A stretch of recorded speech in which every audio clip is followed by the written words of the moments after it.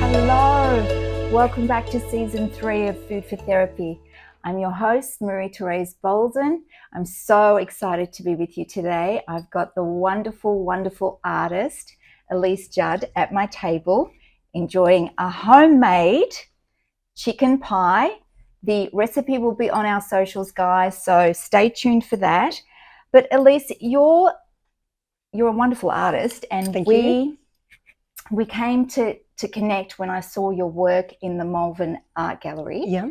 That was my first time seeing your work. And look, I love art, as you can see all around my house. I do love art, but there's something about the power of art. Mm-hmm. And when I'm intrinsically moved towards something, I know that I have to own it, or I have to have it, or I have to see it, or I have to know who painted it. Mm-hmm. And so we connected at the Malvern Art Gallery for that exhibition. Yeah. And our topic today is about art and mindfulness. So I want to hear it all. I want to know what the genesis of your painting was. I want to know how you use art for mindfulness. Mm-hmm. Share with me. Tell me everything. Everything. Okay. Yes. Tell me. Okay. So I am art obsessed. I paint every day.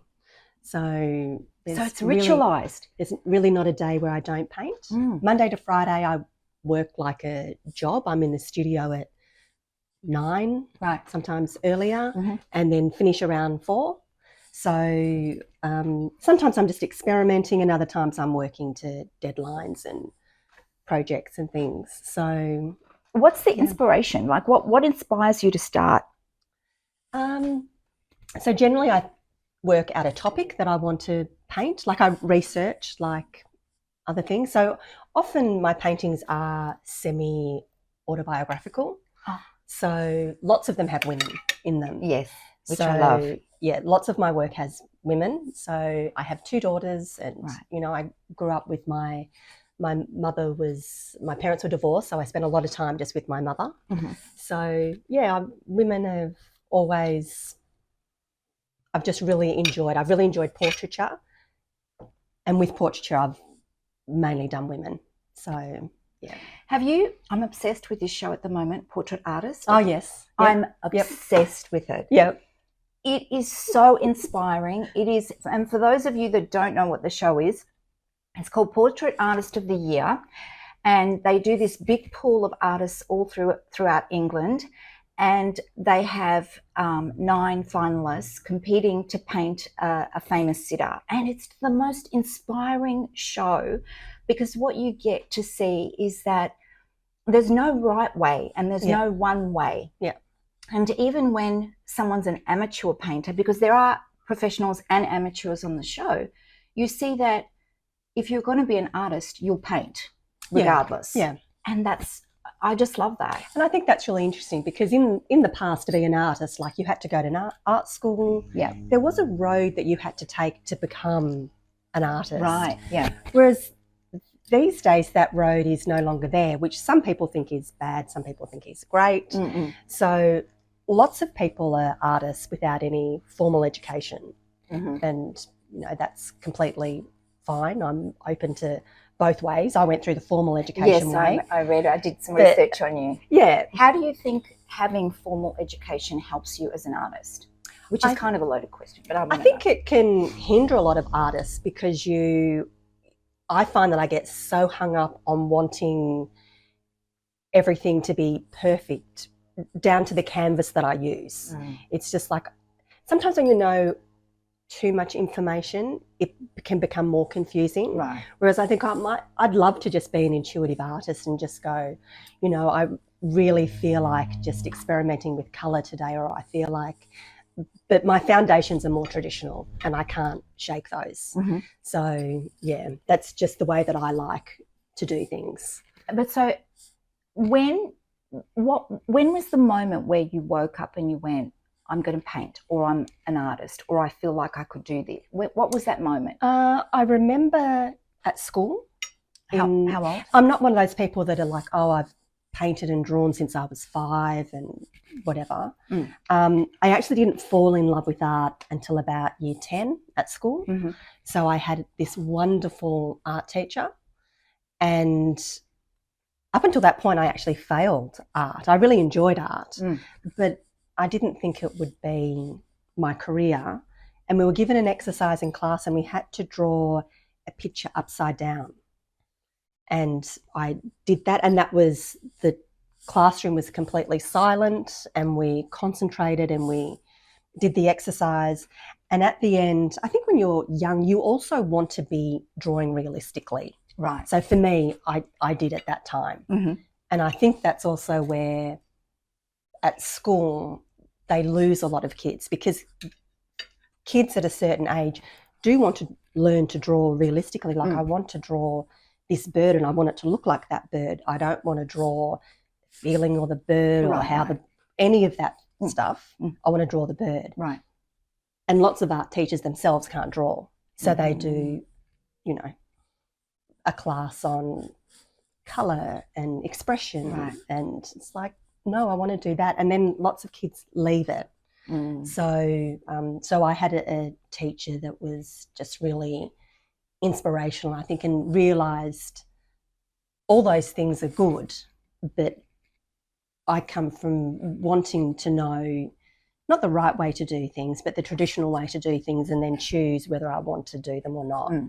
So then when I did this picture upside down, it was probably the first drawing that I did that looked realistic, and I remember people commenting on it in class, and I was like, oh. I mean, I always did craft things, and always really liked them, but yeah, it probably wasn't until about that time that I thought, this is definitely. So there is on that portrait artist show, I noticed that a lot of them do turn the portrait upside down. Yeah. And explain why you need to do that. So what happens is, when you're drawing, you can get so hung up on paint, like drawing the face and painting or drawing the nose and mouth, and you're concentrating on it wanting to look like a nose and mouth. Right. So you have all these preconceptions of what that looks like. Right. But when you turn it upside down, or instantly can switch your mind over, you're not seeing it as that. You're seeing it as shape, line, distances. So it sort of takes a step back between the reality of what you're painting and just immersing yourself into a deeper level of it and just looking at it differently. So because otherwise you'll just keep rubbing it out. It gives you a distance, because I know when I'm writing in my process, because that's how we connected. I told you that I was a writer, and I've just finished an anthology, by the way. But I know when I'm writing, I can be intensely focused for days and weeks and months, and then have to leave it and come back to it, a month later or a few weeks later, because it gives you that perspective. And especially when I'm exploring with a different style of writing called surrealist writing. And so that gives you so much more clarity, because when you can't see everything when you're in it, right? No, you can't. I'm just fascinated by it. I want to know, what is it about painting for mindfulness? Explain that to me. I don't think I ever intentionally did it as a mindfulness exercise. I just know that from painting, when I'm in the studio, I generally can't be thinking about other things. Right. So you're present. I'm definitely present in the moment, just thinking.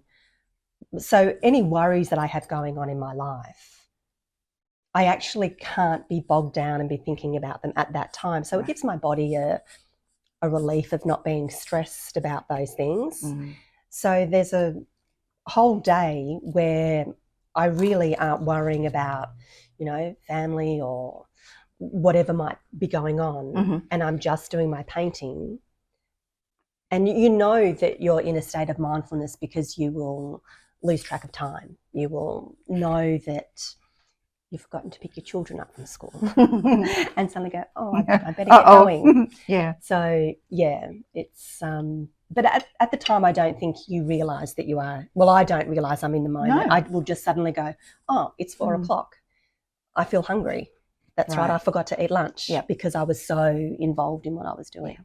Yeah, Yeah. that's how writing is for me too. Definitely, Yeah.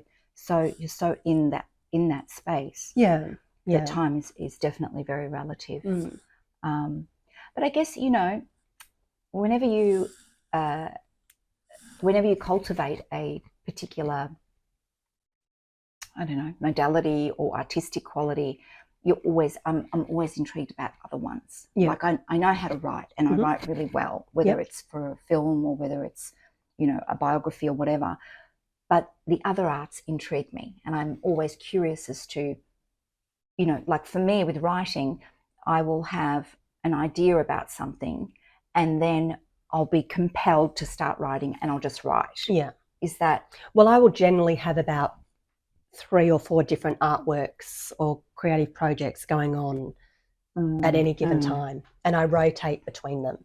So sometimes I'll get obsessed on one topic, Right. and we'll just paint that for a long time, and other times I'll just rotate around them and work out how I'm feeling on the day and what I feel like doing. Do I feel like painting realistically? Because I do have different styles. Right. Yeah, just really how I'm feeling. I read an article about 10 years ago called Sacred Madness, and it's a mental health article because my background is mental health. And I was curious, why is it that the artist is deemed a genius for behaving in ways that if he wasn't an artist, and I'll use Salvador Dali as an example because I'm sure you know about his stay awake for days and days and days, and he had obsessions about sex and sexuality, and he, from my understanding, would use his own sperm in his painting. And what I discovered, and I had some psychiatrists contribute to the article, is that the artist can synthesize the creative brain and the cognitive brain, the primary and secondary brain, and the person that's experiencing psychosis obviously can't do that. Yeah. But I'm always curious as to what goes on inside and what, you know, deems a person to be. When you look at Salvador Dali and what he used to do, I mean, if he wasn't Salvador Dali, we'd go, what's going on? Yeah. You know what I mean? I mean, I think it's really interesting that one person, I think in this day and age, lots of people aren't becoming really well known for their art because it's good art. Right. They're just really good at marketing. Right, exactly. You know, they're and that's not to say that it's bad. No. It's just a different world that we're in. I know. So, you know, it's a really good time to be an artist. So, yeah. How do you think that art contributes to culture? Because this show is about arts and culture and mental health. It's about all of that. Yeah. How do you think art? Culture as in heritage, or culture as in? The culture is in the way we live, the kind of amalgam of politics and social issues, and how does art contribute to that? Or is it inspired by that? Because the chicken or the egg? Yeah, I think for an artist, they're always, often wanting to say something within their work. So in the way that they can do that is obviously from their past experience of where they've grown up, who their parents are, those types of things. And some artists choose to put that in their work. And do you think it's possible not to? I think it's possible. I think it's possible not to. I think it's, I do think it's possible not to. Because I do think it's possible for some artists to follow a cookie cutter technique of an art style that's popular instead of having any meaning. And that's not to say that that's bad. It's just they're not interested in doing that. You know, they want to have a painting that matches their cushion. So it has no. But is that art or decoration then? Well, they would say it's art. It becomes decorative. They've still done the process of actually creating art. Just because it hasn't got a deep philosophical meaning behind it, does all art have to have that? can't it just be the enjoyment of the experience of choosing the colours, putting the colours next to each Definitely, other? yeah, definitely. So which is probably the avenue they've gone down. Yeah. So, Yeah. which is why there's art for everybody. There's different types of art for, you know, and there's room for all different types of artists. Yeah. One's not better than the other. It's just what people are drawn to. Yeah. Yeah, definitely. Yeah. And interestingly, in the past, when people made art, you often didn't tell people what your meaning behind it was. No. Galleries used to always say, how does that make you feel? What do you see in that work? Yeah. But I notice these days it is a lot more the story of the artist, what they were feling when they made it. Yeah, because of the brand. You are your brand. Yeah, which is very different to what it used to be in the past. I just love it. I mean, I just love watching it. I love taking it in. I love reading about it.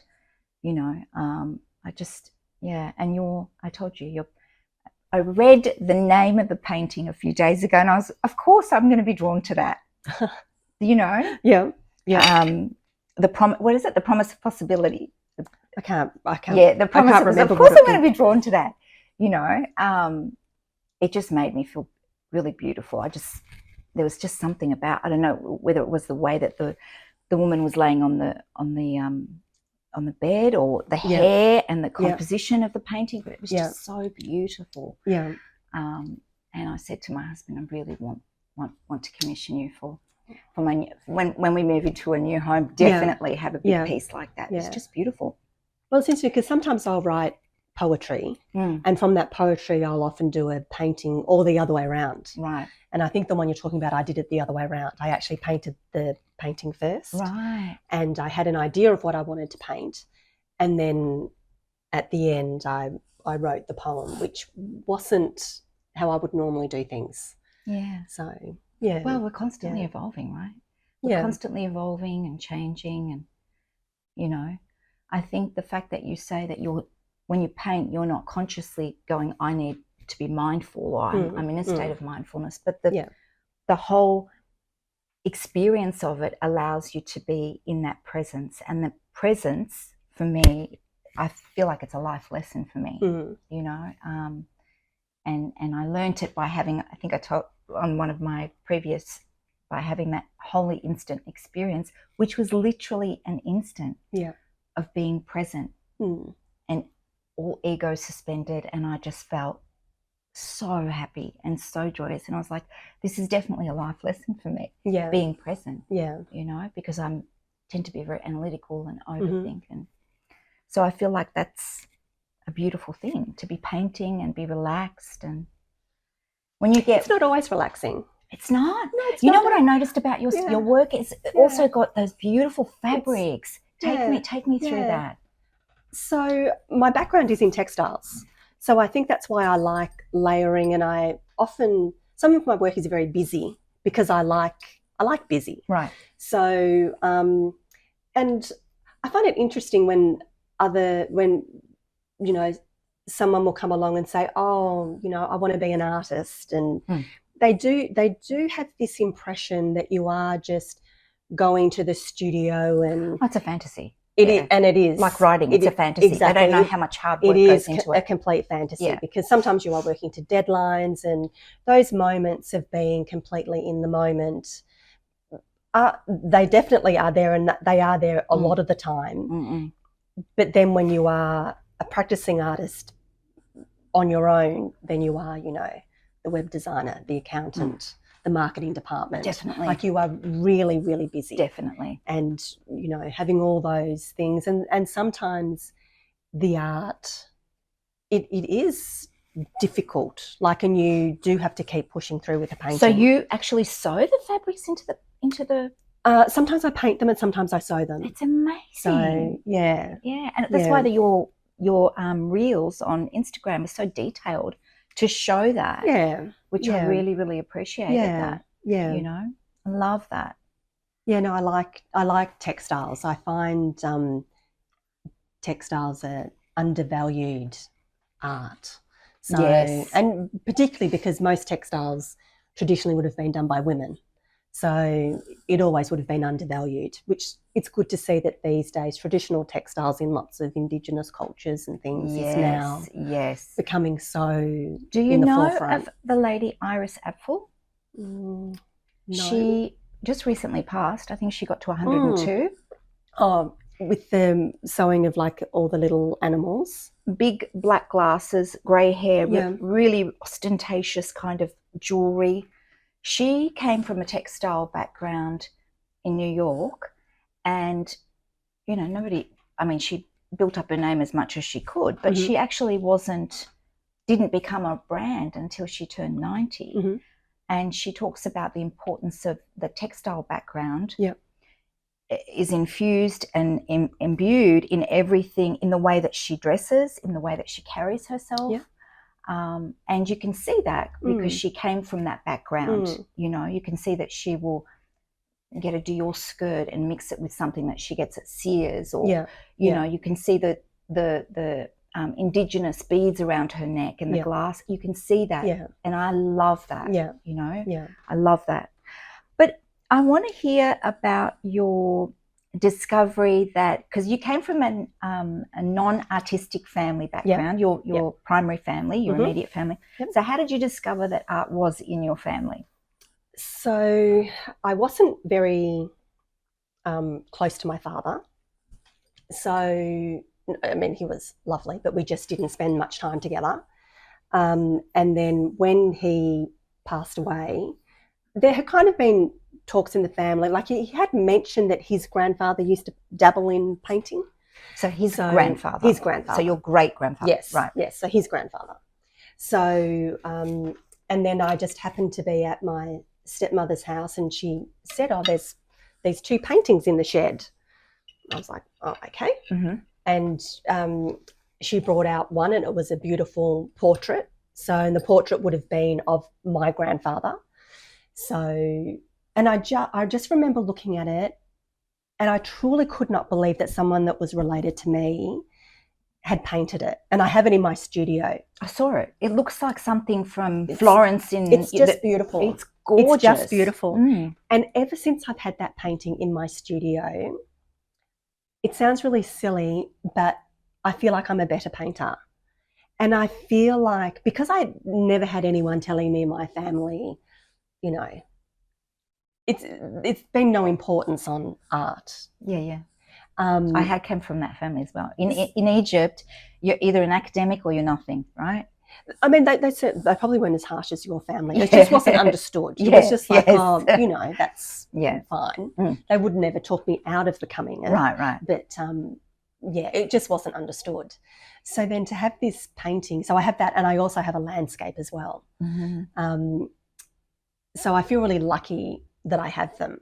How amazing. I just look at them and think that is, if someone that was related to me could paint like that, well, then I can paint like that as well. Absolutely. Yeah, absolutely. Yeah. And I think until that point, I mean, it's natural to always have self-doubt in anything you do and make and things like that. So, well, it's that critical and I think side it shifted. It did shift. Good. So, yeah, I mean, like I said, I'm looking at your work and I'm like, wow. I mean, you know, I have my favourite Australian artists. Yeah. One of them happens to be a friend of mine from Sydney. Her painting's at the door when you walked in. She's an abstract artist. But yeah, you're quickly becoming one of my favourite as well. I mean, it's just, it makes me feel good when I look at your work. And I think that, you know, like you said, a lot of people look at art and they romanticize. I want to be an artist because there's this fantasy about what it means.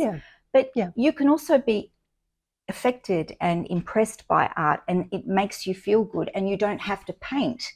You know, so there's that interchange of energy. Definitely. You know, which is really beautiful. Yeah, I mean, that piece that I saw reminded me of something from, you know, early ages, Renaissance Florence. You know, the masters. It was really beautiful, and the colours and it almost, to me, looked almost impressionist. They were very much the green ones. Yes. So they were very much, even some of the poses, I actually took the poses from pre-Raphaelite paintings and took those poses and then adapted them to my own, you know, what I was wanting to do and say. So I actually did start off one of those trying to paint a landscape. All right. So I started with the green landscape and then I put a figure on it. Well, yeah, as I often figures do. are your thing, right? So figures are generally what I've been known for. Yeah. I know people always ask me, you know, when you write, do you write biographical? I do believe all writing in some aspect is biographical, even if you don't intend to make it biographical. Yeah. In some way, it's going to have some piece of you in it. That's just what I believe anyway. I think that's how it is. And sometimes, you know, when I wrote a television show, Queen of Denial, that is very intentionally biographical, but all the names have been changed. Right. You know, Yeah. so for me, it allows me to kind of heal and move through certain spaces. You know. Yeah. And yeah, I feel like all art kind of helps us in some way, don't you think? Yeah. You know, which I think is very important. You know, have you done? They talk about art therapy. You're familiar with that? Yeah. Yep. I mean, I'm not involved in any art therapy. A few people I know do teach art therapy.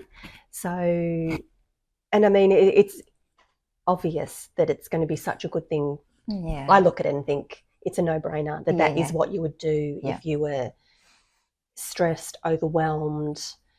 I suppose it's like people that like exercise and going for a run. Yes. You know, there's things that you can do, but I imagine that with running or exercise, you can still be overthinking everything. Definitely.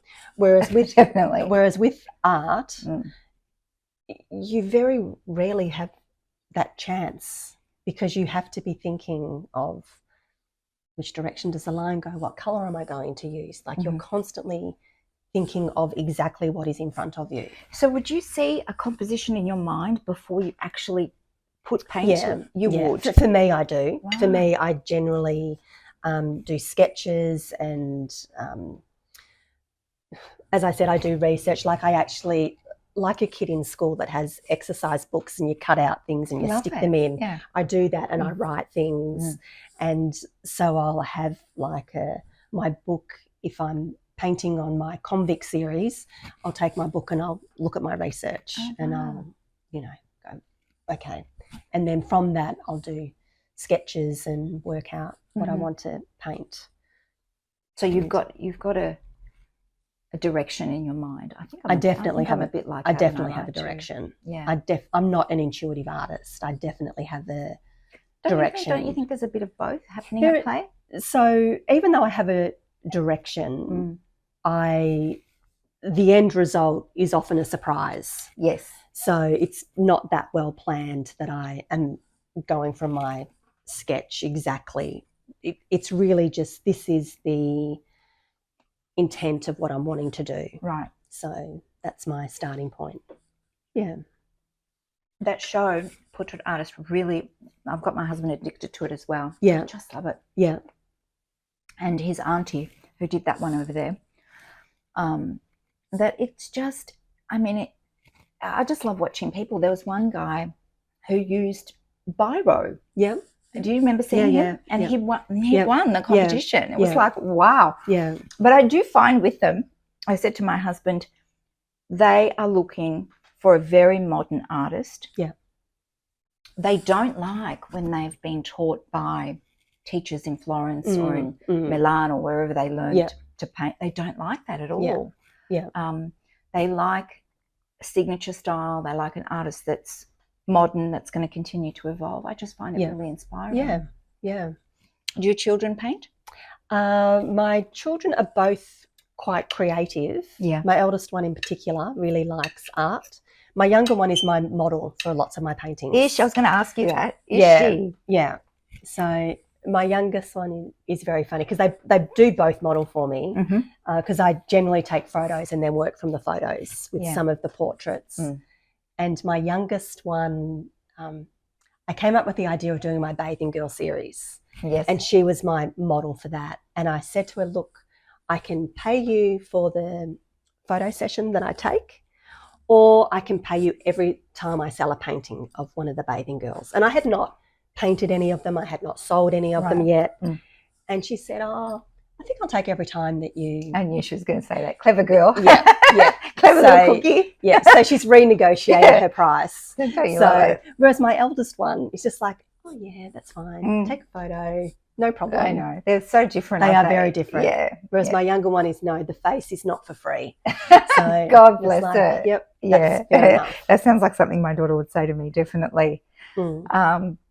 But yeah, they're so beautiful the way that they inspire us sometimes. You know what I mean? Yeah.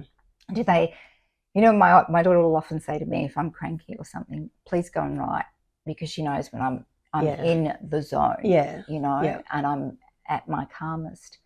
Do they say anything like that to you? No. The kind of things that they say is, because I'm always on time. I'm always an on time kind of person. But if I am ever late, no, I'm an Aries. Are you? Yes. Oh, okay.